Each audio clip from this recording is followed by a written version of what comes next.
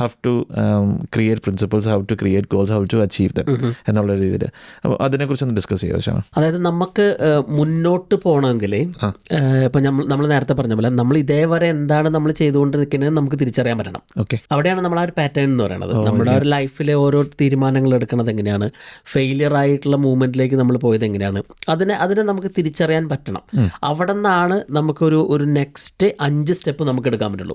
ഇപ്പോൾ ഒരു goal set ചെയ്തിട്ട് ഇപ്പോൾ നമ്മൾ ഇതിനൊരു 5 സ്റ്റെപ്പ് മെഷീൻ എന്ന് പറയാം. അപ്പോൾ നമ്മൾ ഇപ്പോൾ ഒരു ഡോക്ടറുടെ അടുത്തേക്ക് പോയി കഴിഞ്ഞ് കഴിഞ്ഞാൽ, ഇപ്പോൾ ലിജിനൊരു ഡോക്ടറെ കാണാൻ പോവുകയാണ്, നമുക്കൊരു വയറുവേദനയായിട്ട് പോവുകയാണെങ്കിൽ നമ്മൾ ചെല്ലുമ്പോഴേക്കും ഡോക്ടർ ഒരു മരുന്ന് എഴുതി തരുവാണെങ്കിൽ നമ്മൾ എത്രത്തോളം അത് ആക്സെപ്റ്റ് ചെയ്യും? നമ്മൾ ആക്സെപ്റ്റ് ചെയ്യില്ല, ഉടായ്പ ഡോക്ടറാണ്. അപ്പോൾ അതേപോലെയാണ് നമ്മൾ ലൈഫിലെ സാഹചര്യങ്ങളെ കൈകാര്യം ചെയ്യണത്.